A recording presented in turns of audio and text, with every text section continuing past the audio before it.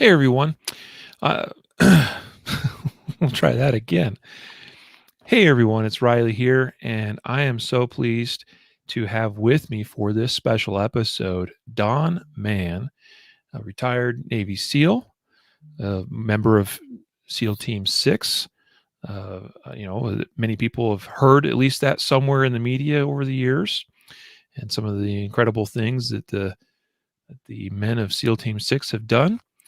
And I'm super excited to have you on the podcast with me today, Don, because I don't know whether you call it fate or what you will, but our worlds will be colliding for sure in a very big way in a few weeks as part of a show that you are involved with and hosting called Surviving Man, which will play on words using your last name, which is pretty fun and really looking forward to it, sir. Anyway, hello. It's a pleasure to have you, Don. Hey Riley, thanks for having me, and it's really nice to meet you. And I look forward to the events we have in store together coming up. Absolutely. Absolutely. I know it's going to be a challenge. And by that, I guess let me mention real quick, and we'll talk some more about this in this episode today. But this is a show called, again, Surviving Man, that's going to be filmed in Nevada here in about 5 or 6 weeks or so. Produced by a company called American Stories Entertainment, which I think is it's at least a newer production company that I hadn't heard of before. I think the name and the concept and everything that they're working on is really exciting. And this show is just one of several that are being worked on. And the idea is that I guess we're going to meet in the desert and do some very physical stuff, some physical activity, and also shoot some guns. And it's going to be great. I know it's going to challenge me and push me. And I'll tell you, I have been working pretty heavily for the last several weeks. I've really ramped up my own personal training above and beyond where it was previously, because I want to make sure that I could be as ready as possible. Excuse me. Well, Riley, you're doing the right thing for sure. It is intense shooting. There's pistol, there's shotgun, there's long gun, there's obstacle course, high ropes, there's navigation involved, and there's running involved. And but what we didn't want to do when we created this, and we're working on it actually right before our call tonight, we're working on it. We didn't want to make it so we're getting some top shooters in the country coming, but we didn't want to just give it to them and say, okay, if you're the top shot, you're going to get it. And we also didn't want to give it to the people who are really agile on the high ropes course. And we also didn't want to just give it to the fast runner or someone who's really good at navigation. So we have points. So if you're good at navigation, that's going to help you out. If you're really a poor shot, you still have a chance because of the navigation points you can make, which of course there'll be a navigation class for the people who haven't had navigation. That's just an example. And the same with the high ropes and the other elements that I won't mention on the show right now. Mm-hmm. There'll be about 8 or 9 different disciplines and evolutions throughout the course. And the top shooters will do great in the shooting elements, but not necessarily great in the other things. And that's when we produced adventure races and triathlons. A triathlon, for instance, we wouldn't make it so the top biker is going to win. We made it so the top biker would do well, but he had to also be a top runner or swimmer to do well. And the same with adventure racing. If someone's really good at navigation or mountain biking or whitewater swimming or caving or something, we didn't want to give it to them. We had to make it equal across all the different elements involved in the race. And that's what we did with Surviving Man. That's awesome. There's some real steep competition as well. 32 competitors that are going to be coming together and taking part in this. But we're going to come back to talking some more about the show Surviving Man in a little bit. But I do want to mention that if folks are interested, American Stories Entertainment is already in the process of casting season 2. So you can go to americanstoriesentertainment.com, click on the Be the Star link on the page there if you're interested in submitting an application for being considered in season 2. So, but Don, before we get too far along here, I would like to give you the opportunity, if you wouldn't mind, introducing yourself to my audience. Mentioned that were a Navy SEAL, but you've done a lot of other really amazing and remarkable things in your life. Folks can go to your website, US Frogman, that is man spelled with two N's, usfrogman.com, and read all about you. I mean, author of 22 books. You've done a lot of just amazing physical feats. Would you mind sharing a little bit about your background and some of the things that you're most proud about having accomplished in your long career? Okay, Riley. Well, thanks for thanks for saying that. Well, I do like reaching beyond boundaries. I do like pushing the limits, and I always have. And I noticed, for me, it worked, and I've noticed since then for thousands of other people I've talked to, it works if you set a goal that seems unreachable. And no matter what it is, might be an Ironman or a marathon or something. You just set something that doesn't seem possible. I would call that a macro goal. And then you go, oh my God, how am I ever going to reach that? But then take your time and map out a series of micro goals to reach that. If it's, say, a marathon, 5K here, a 10K here, half marathon here, now a half marathon faster, now a 20-mile run. And then boom, knock out the marathon, bring that down to the micro goal level, because now the next macro goal is either a marathon at a faster pace or it's 2 marathons in one day. Do the same thing, work it out. When you get the 2 marathons in one day, bring it down. And then what I did for the Ironman, I was one of the first Hawaii Ironmen in the country, in the world, actually. I reached out and did the Hawaii Ironman. Once I did that, I realized, I said, wow, I can do an Ironman in less than 12 hours. What's the next triathlon goal? So I thought, and it wasn't a great thought, but I thought if I could do one in less than a day, I should be able to do 2 in a day. So I did 2 Ironmans in one day. And it just, some of the goals, the macro goals, I didn't reach, but most of them I did. And the ones I didn't reach, at least I worked my way up there and I got higher than I would have if I wasn't shooting for that next macro goal. And that worked with me with everything I've ever done in life, even writing. As a writer, I was asked to write a small article for Navy Times. I was thinking, oh my God, I did so poorly in high school English. I don't like writing. How am I going to write an article for the Navy Times? But I put that to macro goal. Once I achieved that, I brought it down and said, maybe I'll do a series of articles. Maybe I'll do a book. And like you mentioned, now I'm on the 22nd book. It just works for me. And it's simple. It's very simple. Anybody can do it.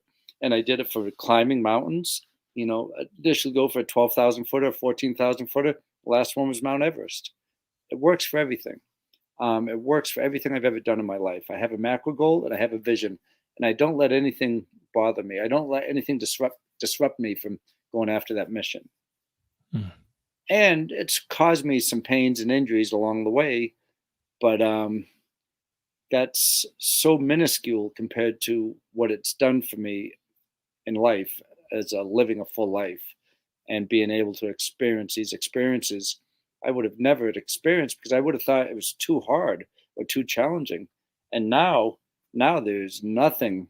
I mean, I got a call last summer saying, hey, you want to do a paddle across Canada? I said, yep. But you do know I'm over 60 and I got hurt on Everest and I'm having problems breathing right now, but yeah, I'll do it. And then that was the next macro goal, to do a 750-mile paddle. And it worked. And just things like that. It was a simple solution for me to figure out a way to accomplish a lot in life. And I love sharing the message with people because I can say this. When I got out of the SEAL teams, I retired. I did 21 years in the Navy. When I retired out of the teams, I realized a lot of people set their goals low and they achieve them. And I think that's terrible. It was rare for me to see someone set their goals high. And I realize it's a terrible thing to set your goals low, achieve them, go home, and you're happy with yourself. Why not set them high? You might not achieve them all, but why not set them high? And I realized that getting out of the teams that a lot of people didn't set their goals very high. And I was around a lot of people who weren't really highly motivated or high achievers. And it's not to say you have to go burn yourself out every single day. You have to have your time and relaxation, like I'm doing right now. I'm having a glass of red wine and talking with you. It's nice and peaceful. I'm hearing birds in the background up here in the mountains. But then I don't lose sight of that macro goal. And I know what I have to do tomorrow. and I go to bed thinking about it, and I wake up all excited about what I'm going to do tomorrow.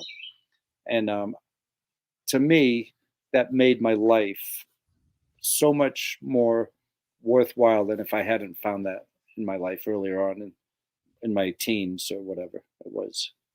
Mm. What a, I mean, it's kind of like a message that,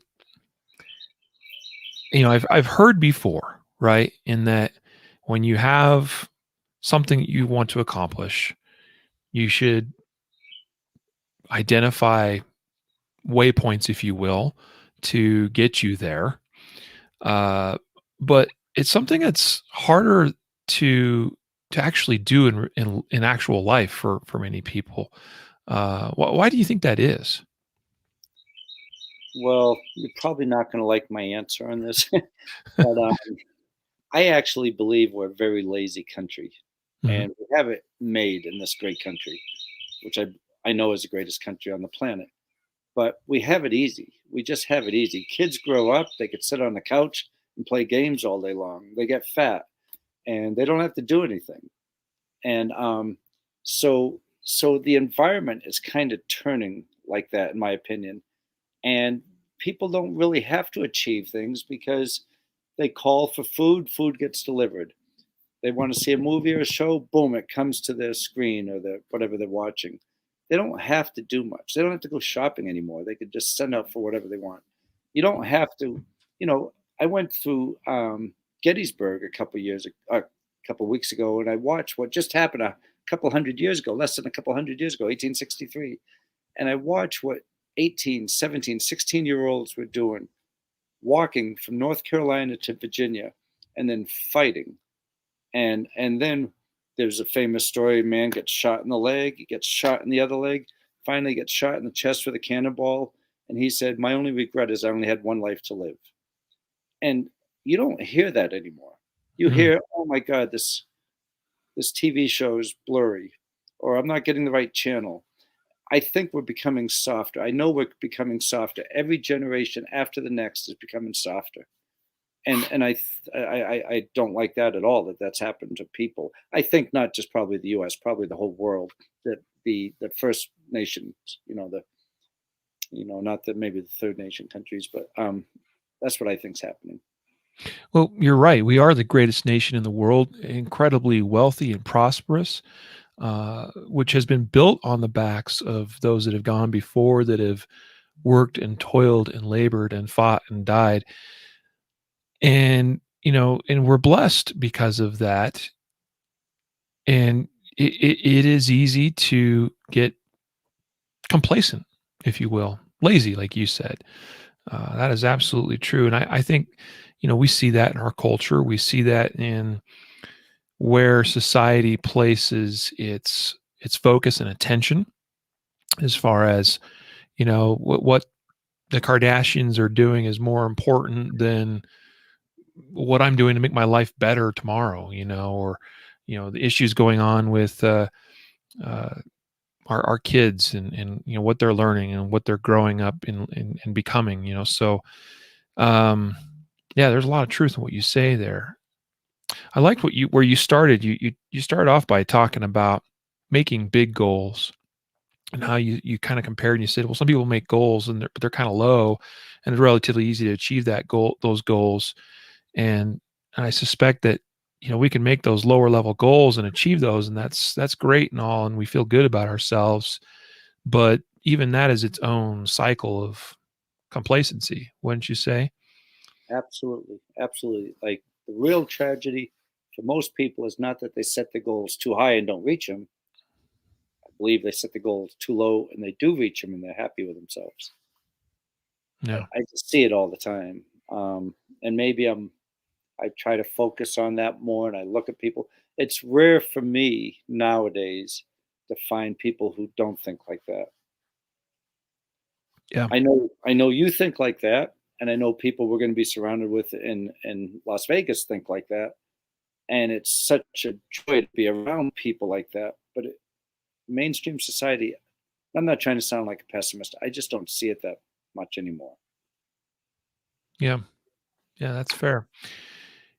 But even even the 15 minutes we've been talking so far has got me almost like I've been called to repentance a little bit, because I'm already recognizing some areas of my life that I recognize where I have already settled in my goals a little bit. Let me give you an example. For a while now, I've been working towards making the classification in USPSA shooting of Grandmaster. And I decided, okay, that's the goal I'm setting. I'm going to go for that. I love competing. I love being pushed and I love being challenged. Secretly, I've in my heart kind of thought to myself, well, I should go beyond that. I should, set a goal to win a certain level of a match. And I guess what I'm saying is I've been setting the goal too low. I think right here, right with you right now, live on air as we're recording this, I'm going to set the goal. I am setting the goal Mm, of becoming a national champion in USPSA shooting. excellent. Excellent. That's And fantastic to hear. and, That's a and goal. what whether I can reach that or not, that's irrelevant. Like that's what I'm going to start working towards. Forget about Grandmaster. I'm going to go big, or I'm going to go home. How about that? Yeah. And then the series of micro goals you have to reach to get to that. And maybe by having that goal, I'm, I'm sure you can reach it. And if you just fall a little bit short, you can reset the micro goals. And maybe just by having that goal, you might go a lot further than by not having that goal. Yeah. All right. Thank you for the bit of inspiration there, brother. Oh, you just inspired me by your new goal. And now my audience is going to hold me accountable for it. Okay. I better get to work. Oh boy. But first, I guess one micro goal is getting ready for this show. So let's, I guess, segue into that. I told you we'd come back and talk about that some more. So tell us about your vision for Surviving Man. Well, I have to say it really wasn't my idea. The producer who's producing the show, it was all his idea. And about 8 or 9 years ago, he said, Don, you've been training people in adventure racing and triathlons and shooting and military skills all your life. We should come up with a TV show where you can train people and have a TV show about it. I didn't really think anything about it. Then he said, we can call it Surviving Man. And I said, I don't know about that. And but then 2 years ago, he started asking me, he said, I really think this is an idea that I want to follow through with. He made it all happen. Bob, as you know, he Mhm. made it all happen. So then it came to finding the right location. We found the right location at Front Sight outside Las Vegas, largest shooting facility in the country. And they've opened up the whole facility to us, hundreds of acres. We have everything we want there. So for me, it was like a godsend that I had this incredible training area, all types of weapons and ranges and shooting houses and ropes courses and underground navigation facilities and mountains. So I could really put together a program that I would have loved to have competed in if I were like you or somebody, competing in the event, and come up with something that's funded. And a lot of times when you put on these events and they're not funded, you have to cut corners and things. But this here, we don't have to cut any corners and we can go all out. And that event is going to be very, very challenging. It's going to be fun for viewers to watch. And well, I was talking to a friend of mine today. We had a Washington Redskins football player. We put him through one of these events similar to this, but much less than what we're going to be doing together.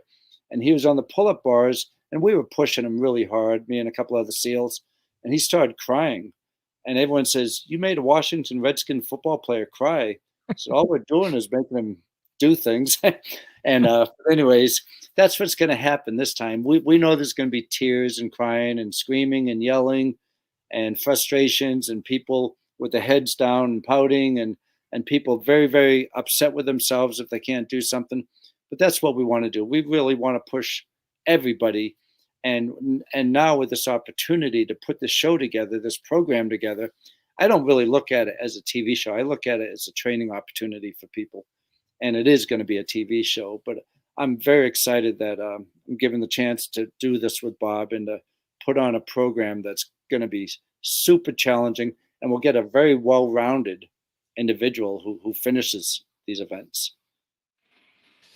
Yeah, that's becoming pretty clear to me. And as you touched on earlier about there's going to be a number of different ways that people will be challenged. So you will have to be well rounded to ultimately succeed. Um, like I said, I'm looking forward to the challenge. My only hope is that I don't get knocked out too early because that would mean I don't get to be pushed and challenged, further on.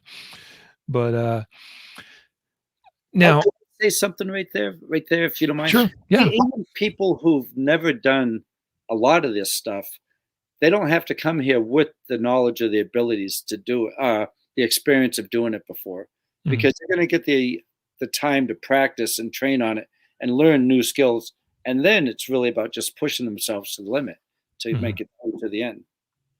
So yeah, even if people come in and they might not have a certain skill, even if someone's not a good shooter, they're going to have a chance to come in the top in this thing because of all the other skills that they can push themselves really hard. And even if those skills are new to them, I believe if we do it right, is the person who comes in at the top is the one who pushes themselves the hardest, regardless of the skills they come in with. mhm, yeah. Well, that's one thing that I think I'm pretty good at is I'm not afraid of pushing myself sometimes to the point of maybe too far and getting, hurt or in pain or something. I'll tell you, some of my workouts the last few weeks have been causing me a great deal of pain. Good, good, good. I'm glad to hear that. It is good. I've gotten a little too soft in my middle agedness here as I've had kids and my wife, and we got 5 kids now, and you kind of get into this routine of day-to-day life with work and family and school and so on and so forth, and I've gotten too soft. It is time to get back to where I once was. So I appreciate the opportunity. At least, if anything, it'll be a win to have been really pushed and motivated to lose a few pounds and get back some of that muscle mass that I once had. Well, you still look in good shape. I was telling you about that double Ironman, that one. That was Mm, just one of the races. That was only a day. We went on to doing 10, 12-day races, but this was just a full day. But I learned a really good lesson in that because a few years before that, to me, a marathon was a big deal. And then an Ironman was a big deal. And now there's 2 Ironmans, and that's 4.8 miles of swimming, 224 miles on the bike, and then 2 marathons, 52.4 miles. I got mm, out of the water, I was thinking, not bad. So far, I'm doing okay. All I have now is a 224-mile bike ride before the run. So I did my 224 miles, and I was getting lightheaded and seeing the stars and all that. And then I got off my bike and I did a marathon. And it was slow, but I finished the marathon. I said, all I have left is 1 marathon to go. And a few years before that, a marathon was a big, big deal. But because that was a new macro goal, now just 1 marathon to go is, oh boy, a couple more hours and I'll be a few more hours and I'll be done. And I was at mile 32 and a half or so. I started feeling sick and I started spitting up some green bile and I saw the white stars and I started getting woozy and I passed out on the lawn. And when I woke up, I saw the bikers going by and runners going by, and I didn't know why I was. And my stomach was so sour and just so burning, and I had green bile down my mouth, and I was wondering why I was sleeping outside, and I didn't realize I was in the middle of a double Ironman competition. So I got up and I finished the race, and I got the medal around my neck and all that. But it dawned on me that all the times in life I thought something was too hard or too challenging, or I feel bad for myself because it hurts so much. I was wrong, because it really is too physically hard or too physically challenging, your body will do you the favor and you'll pass out. And then you get the break you need, then you get up and finish. All the other times, if I said, oh, I better take it easy, this is too much, too hard, I was wrong, because if it was actually too hard, I would have passed out and got the rest I needed. And that was a really good lesson for me. And the first lesson I had on that was as a teenager, and I wanted to be a motocross champion or a motocross professional. And I was running with a motocross professional, and he was my idol. I wanted to be a pro like Dave was. And he said, Don, if you want to go pro with teenagers, you better start running. And I never ran. I never ran in high school. I never ran ever. I said, well, Dave, I'll run. We looked about the same, same age, same height, same weight. I said, I'll run with you. He said, well, I run 10 miles. I do it 3 times a week. I had no clue what 10-mile run would be like. I said, I'll do it with you, Dave. So he had a circuit mapped out in his neighborhood in North Haven, Connecticut. We ran 1 mile together. And it was hard. And then we ran the 2nd mile together, and it was much harder. And the 3rd mile, I quit. I said, this is too hard for me.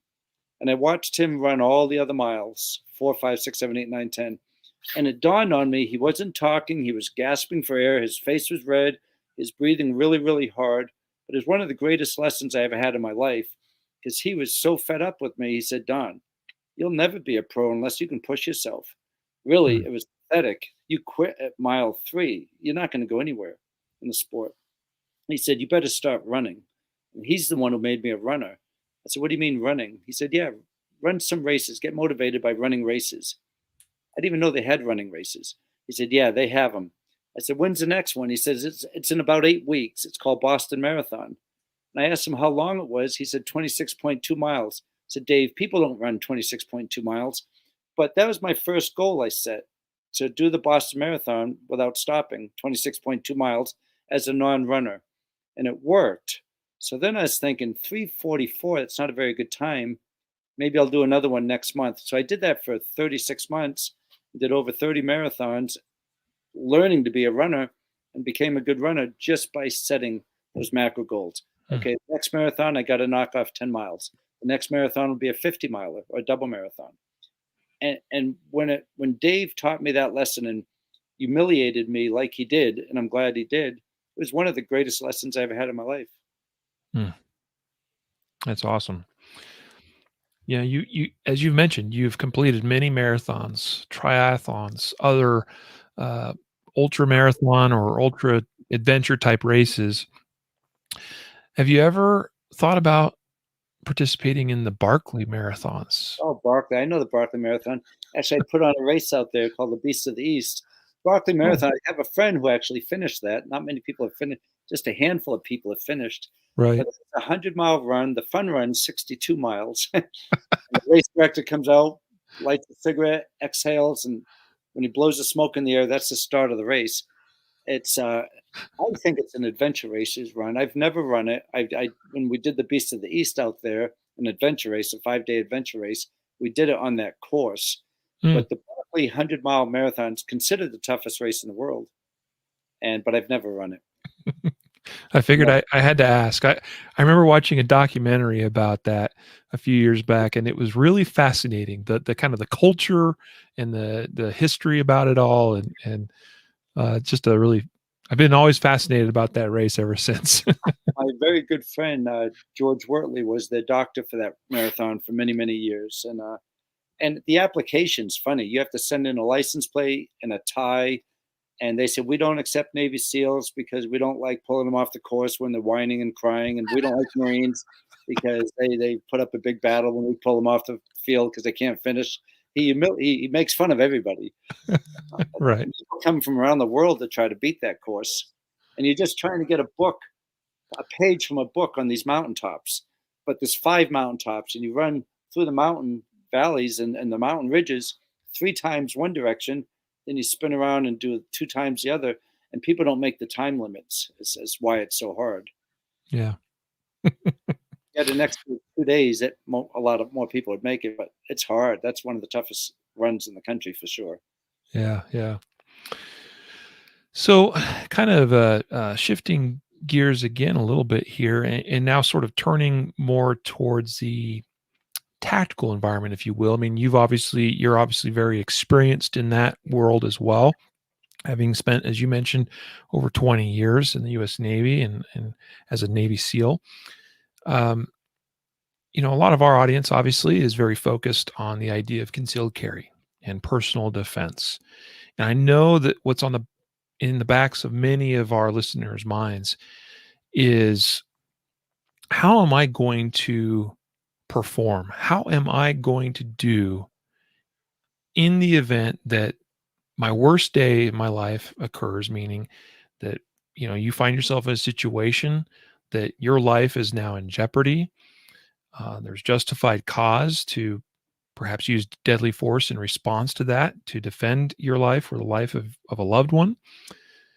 And, it's one of those things where, unless you've, well, spent a career doing some of the things like what you did, or a few other choice careers out there that might gain you the kind of experience that might be relevant as far as having to fight people that want to hurt and kill you.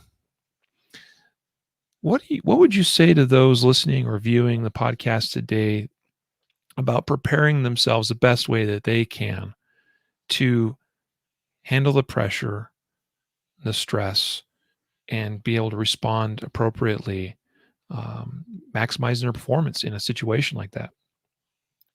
Well, David Grossman, who's a friend of mine, and I know you know this, but maybe some people in the audience haven't heard this, but David Grossman spells it out so nicely.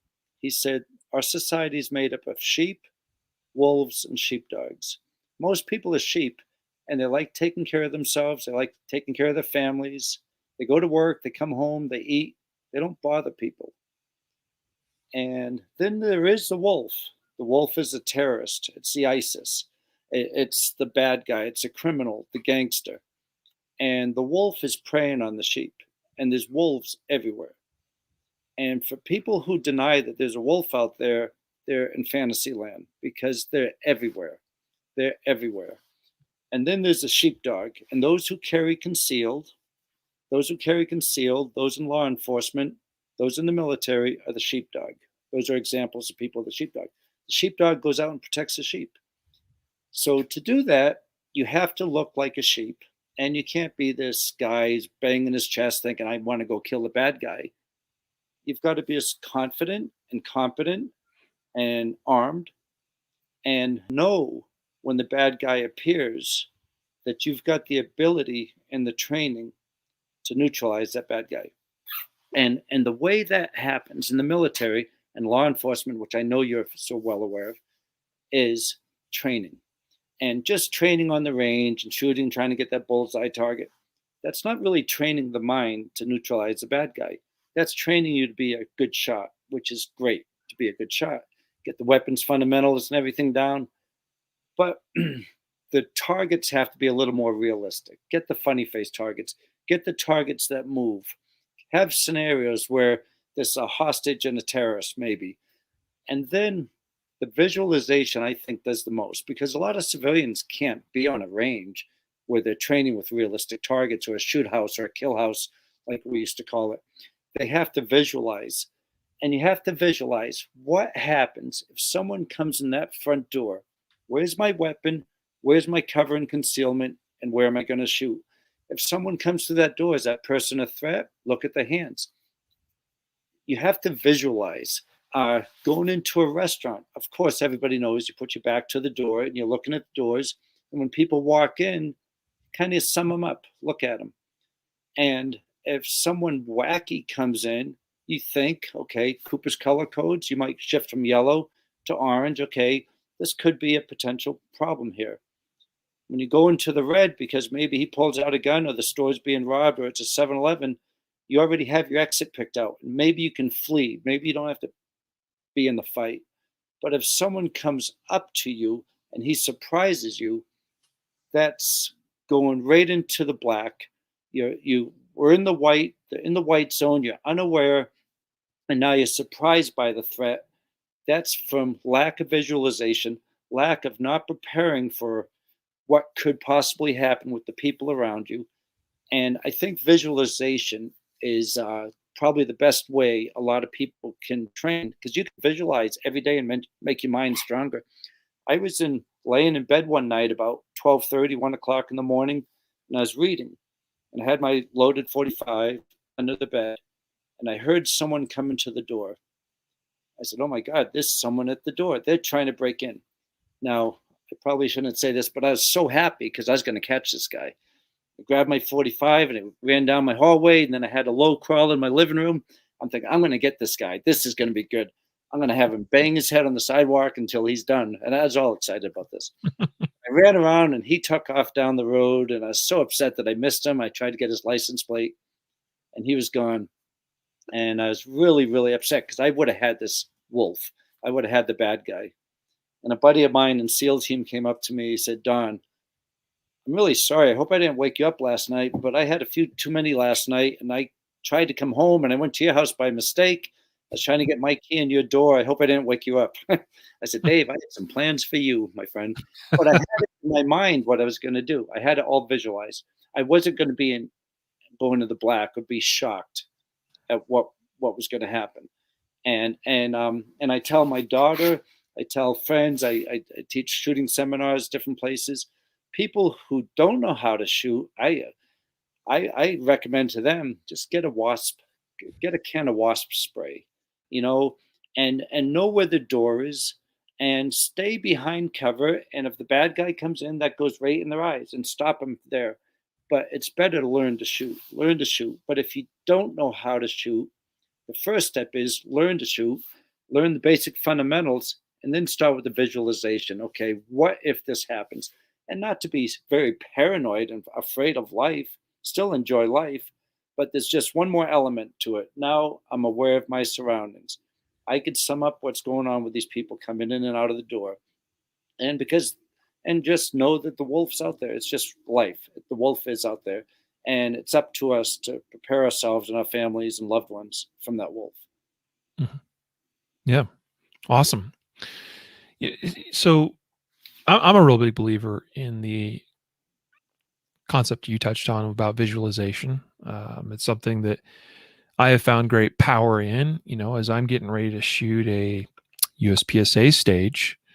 I am visualizing before I do that exactly all the different positions I've got to get to, where the targets are, how many times I got to shoot those targets, any other things along the way that I got to do, a reload, for instance. I'm programming that all into the mind ahead of time, so that it's almost like I've already done it 10, 20, 30 times before I actually have to do it. And that helps it go so much more smoothly. Is this something that you've also experienced yourself in like you had opportunities to get through or to go through very advanced training, stuff that most civilians are not able to do, to get experience in shoot houses, CQB type environments, et cetera, et cetera. Is this something even back in the day that it was something you realized or that you employed as a tool? Actually, I would have to say no. Initially, I have to say, times are different now. But when I first, I was with the Marines before I came in the SEAL teams. When I was first a SEAL, I have to say this: we didn't talk about killing people. We talked about being good shots because there wasn't a war going on, and we didn't talk about killing people. Now, when people ask me, and I get calls all the time from young guys who want to be SEALs, and I have to talk to them directly. I said, yeah, you're going to learn shooting, you're going to learn skydiving and diving and all that stuff. You're going to learn land navigation. But you have to keep in mind, it's not just to get that big medal on your chest. It's not to walk around and say you're a SEAL. The reason the military is spending all this money on you is because you have to kill people. You're trained to kill people, bad people, people who take lives from us, people who take our fellow soldiers and military people's lives away. You're trained to kill them. So it's not just fun and games and get to exercise and parachute and dive all day long. That is a lot of it.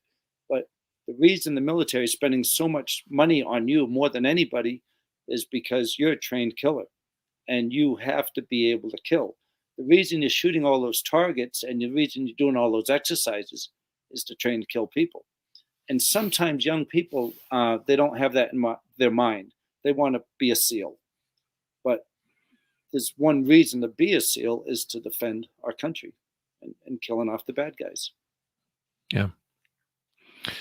Now, kind of coming back around to where you shared some of your experiences running marathons and triathlons and double triathlons in a day, which is just, I mean, for me, just to even fathom a triathlon for me personally, just is a really, really big deal. And it's hard to fathom doing two in a day.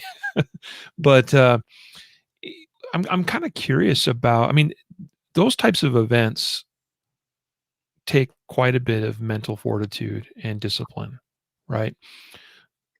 What kinds of things, I mean, like, what's going through your mind when you are in the throes of a triathlon? Is there anything that you're visualizing, for instance? Is there, any other, I guess, areas where you can kind of extend this thought process to? Well, talking about racing, which is, you know, it's canned adventure. You know, you're on a course, and you know there's an ambulance nearby, and you're just trying to beat the guy ahead of you. Um, I started referring to it as canned adventure because when you go out to the big mountains, none of that's in place. You're on your own. So the triathlons and marathons and all the double marathons and all those things, you've got if something bad happens to you medically, you're going to be taken care of. So really, all I was concerned about then was looking at the person in front of me and knowing I had to pass that person. If someone's coming up on my side, giving everything I have, little by little, to try to beat them, thinking, I'll never pass this guy. And I just play little mind games Mm. throughout the whole race. And I always have it in mind to give everything. The first Ironman I did, I was I was really scared to be out of my home. I was just getting into the sport. Only 15 people in the world had done one, and so I didn't know anybody who had done an Ironman. And there's a big difference between an Ironman and just a triathlon. An Ironman's a full distance, you know. Right. And I went to the airport in Oahu, and I'm thinking, my God, I'm in Hawaii doing the world's biggest race. I was scared to death. And I had a little Motorbacan bicycle, a $109 bicycle. I took it out of the cardboard box. And I was walking through the airport, and I was thinking, I'm scared. I can't believe I'm here doing the world's toughest race. And at that time, that's what the Ironman was considered. Mm. I walked by this really tanned, muscular triathlete from San Diego or Hawaii or something. He had a beautiful racing bike next to him.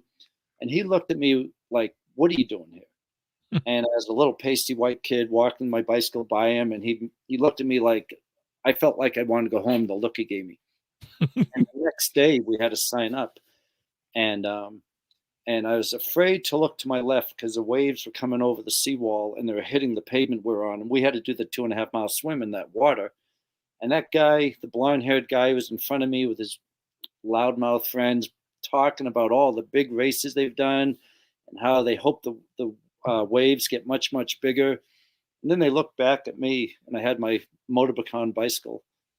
And the blonde haired guy said to me, he said, "What's that?" I said, "It's a Motorbacan." And I didn't know anybody with a bicycle better than a $112 bicycle at the time. He said, "Really?" And they all started laughing. He said, "What it cost?" And I told them. He said, "Do you know my pedals cost much more than your bicycle does? Are you going to do this race tomorrow?" And I really felt like that big. I Wow. wanted to go home. Wow. He ruined me almost. I felt like I wanted to go home. And I looked at the water and I was thinking, my God, I swam in the pool to get ready for this race, but I never swam in the ocean, something that looks like that, 2.4 miles. And he had me defeated. And last thing he said to me, he looked at me and said, "So that's a Motorbacan," and he laughed. And his friends finally said, "Leave the kid alone." And I was just standing there, my knees were shaking, I was scared to death. And that Mm. night I kept thinking, "So that's a Motorbacan, huh? That's a Motorbacan, huh?" It just echoed through my head. The next morning, there were 535 people in the race this day, and I just wanted to finish the swim. I was just hoping to get out of those waves in one piece, and I managed to get out about halfway. I was 275th when I got out. But that day, something really big happened in my mind. Something clicked on, and it never clicked off. And that was a long time ago. And it clicked on, and it said, "You have to pass everybody in front of you in this race, the world's hardest race. You have 274 people to pass." And I pushed and pushed and pushed past 25 people, past 50 people. And that guy who said to me, "Hey, that's a motorbacon," and he laughed, I started catching up on him. I said, Mm. "Wow, I catch this guy." And he had a beautiful Bianchi racing bike. And I passed him. I said, "So that's a Bianchi, huh?" And I beat him by over an hour. And he was really, really kind to me after the race. But then now I'm in like in 100th place and now 75th place. And I was determined to win the Ironman. And I saw a helicopter following a cyclist in front of me. And the person he was following was my hero, Gordon Haller, the first Ironman champion. And Gordon Haller won the Ironman in 11:44, 11 hours and 44 minutes. And I couldn't believe I was catching up to him. And now I'm in like 50th place or something. And I knew I had 49 more people to pass. I was coming up to Gordon Haller, and I felt almost scared to pass my champion, Idol. I said, "Have a great race, champ." And I went on, and I passed him. I couldn't believe it. And then I started the marathon. I said, "Okay, nobody passed me yet. I was passing everybody, and now I'm in like 40th place. I had 39 more people to pass in this race. It's halfway point. Now I'm 37th or so. And the crowd started cheering, "Watch out, the champ's going to get you. He's a runner." And I looked over to my right, and Gordon Haller was getting ready to try to pass me. And he and I did those last 2 miles as fast as I could run. The world was going like this. I couldn't run any faster. And he just beat me at the end. He beat me. He's the only guy who beat me in the race. And he beat me besides the people who I couldn't pass. And we both ran into the water. We're like waist deep in the water. And he came up and he hugged me. He said, "Thanks so much for pushing me." I said, "You pushed me all year long. You've been my hero for years." And he thanked me for pushing him. And it wasn't because I had any skills he didn't have. It wasn't because I was more experienced. I was much, much less experienced. It's because I think when that switch turned on, my ability to push myself as hard as physically I possibly could push myself, and to the point right before collapse. And then, and I don't want to sound like like I'm a insane individual or anything, but I had a motto that bled from any orifice. If I push myself hard enough, I'd bleed somewhere. If I push myself hard enough, I'd hallucinate or pass out. And now I don't think that way. And now I don't try to teach people to think that way. I used to, unfortunately. But now I believe we all have a line of doing too much. And I always believed if I don't go over that line and pass out, hallucinate, bleed, I wasn't giving it my all. And I don't believe that anymore. Now I believe you come up, touch the line, and back off. And that way you're not injuring yourself, you're not ruining relationships. Even if you're a piano player, if you practice 18 hours a day, family's going to start breaking apart. Other things will start failing. But just imagine where that line is. If you go over the line, something bad's going to happen. So why not just touch the line and back off? And that's how I've been thinking. Unfortunately, I thought the other way for a good 20 plus years and did some damage. But now I don't think that way. Now I push right to the limit. I think of doing too much and I back off. And I'm still able to achieve things that I want to achieve that way without hurting myself. Mm. Wow. I think there's a lot of lessons that folks can pull from everything you just said, including over the last 45 minutes or so, that can be applied a lot of different ways, even if it's not apparent immediately to you. I'd encourage everyone listening to think about those things in your life, whether it's work related, school related, physical fitness, shooting, whatever it is. I'd encourage you to think about all of this and find ways to apply it and use it. I mean, the last example you just gave, Don, is it definitely resonates with me. That there's kind of a piece of advice I give shooters as they're trying to figure out kind of how to level up in their shooting skill. I tell them, it's like when you go to a match, for instance, you can give 100%, and you can do that on every stage, but somewhere you're going to end up crossing, lines that shouldn't be crossed. You're going to make mistakes. Ideally, we want to be kind of like riding right there, occasionally hitting that 100%, but optimally we're performing at 95%, 90%, kind of right in there, making those little pushes, and that's where a lot of that that's where that consistency and performance is going to come from, but also long-term growth is going to come from that. Yeah, because you know, conversely, if we go too far and push ourselves beyond what we're capable of, uh, sometimes there's negative consequences or results that come from that. I mean, like for instance, you know, doing things correctly with proper form and technique, as opposed to, you know, just doing things for quantity's sake, right? Like quality, not quantity, right? Practice, perfect practice.